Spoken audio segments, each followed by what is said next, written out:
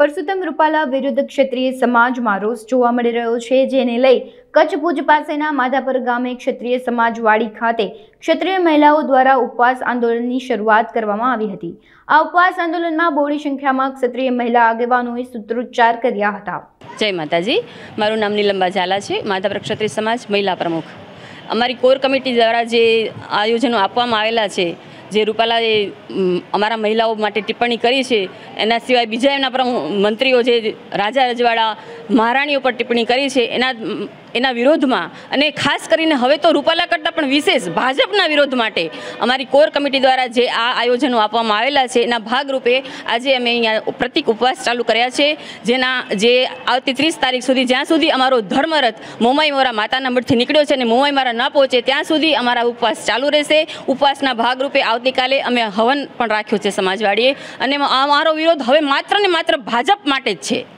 ભાજપે જે અમારી સાથે કર્યું છે, જે અમારી બેન દીકરીઓ વિશે ટિપ્પણી કરી છે, એના મંત્રીઓ જે મન ફાવે બફાટ કરે છે, એના માટે છે, એના અભિમાનને તોડવા માટે આ ઉપવાસ ને આ બધા આયોજન કરવામાં આવેલા છે। તમે કહી શકો કે કયા શક્તિ સ્વરૂપે માને છે। અમે પણ માનતા હતા કે મોદીજી જ્યારે સ્ટેજ ઉપરથી બોલે છે કે માતાઓ બહેનો, તો અમે એમની માતાઓ બહેનોમાં નથી આવતા। ક્ષત્રિય સમાજની મહિલાઓનું અપમાન કરીને શું સાબિત કરવા માગે છે?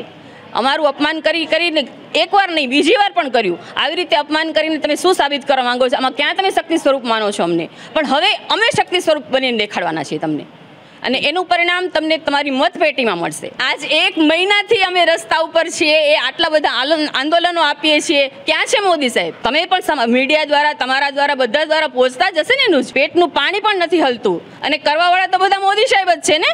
મોદી સાહેબ ધારે તો 370ની કલમ હટાવી શકે છે, હકુબાને બધા સાઇડલાઇન કરી શકે છે, બધું જ કરી શકે છે। તો શા માટે એક રૂપાલાને એમણે ન હટાવ્યો, અને શા માટે અમારા સમાજનું આટલું સતત અપમાન થઈ રહ્યું છે?